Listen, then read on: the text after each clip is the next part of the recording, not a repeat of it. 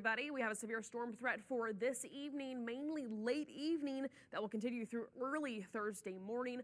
On the other hand, on the closer towards the East Coast, the Artemis mission launch will also be tonight. The forecast for this evening, we're going to start to see some showers and thunderstorms sparking up out west off of the dry line, similar to yesterday, and then those start to form into a larger line that could have embedded strong to severe storms, producing hail, lightning, and damaging winds. Now, these aren't going to be widespread at first. We're going to see more isolated pockets. Then they become more widespread towards the overnight hours into Thursday morning, especially further down southeast, similar to what we saw a few weeks ago, where those lingering showers just kind of stood there further down southeast as they get into more moisture. Some of these could even linger through sunrise on Thursday or a little bit before. We will continue to see storm chances towards the end of the week, warming up tomorrow, upper 60s this morning, into the upper 80s, low 90s, and then we're going to continuing to stay warm until we get to the weekend. That Artemis launch they're going to be this evening, 5:24. It's going to be Archer Wednesday morning, but then we get to those upper 80s, low 90s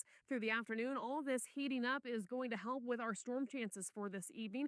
Daytime heating and severe weather like each other very, very much. So enhanced risk in this brown color, mainly north into Oklahoma. The rest of our areas into a slight risk, level 2 out of 5 for that severe weather threat this evening. That includes wind, hail, lightning. Wind and hail are going to be the biggest, so that red color is 30% for Oklahoma, seeing significant level winds, likely over 70 miles an hour. For us, in the yellow color, 15 to 5%. We are seeing at least over 60 plus miles an hour with those severe storms. Hail, we're likely to see over an inch in the yellow and brown colors. In the red, potentially 2.5 or higher. We saw that with a few weeks ago with those storms. This time we're on the lighter end of things, and that's going to be a lot of those first initial storms. Same thing for tornado risk. Most of it is extending north into Oklahoma. However, Abilene, east to Eastland, and up towards Knox City, Throckmorton, Aspermont, Stevens, Jones counties are in that 5% with hatching. Those black lines mean we could potentially see an EF0 to EF1 if tornadoes form. So the chance is low for isolated tornadoes, but it is possible.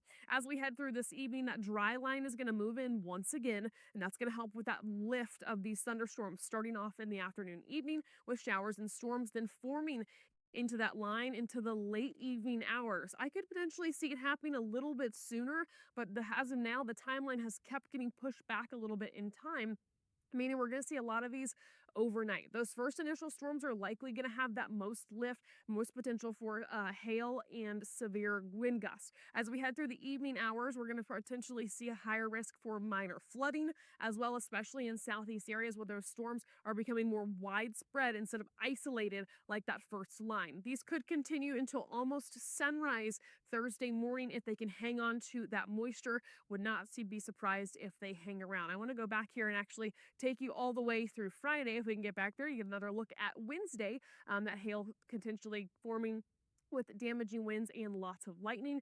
Thursday, that dry line mixes out. We're looking pretty clear, very gusty through Friday afternoon. We get those storms once again. Friday, Saturday, we see higher increased risk of storm chances. As we head through Sunday, Easter Sunday, it's looking a lot lighter, but much cooler.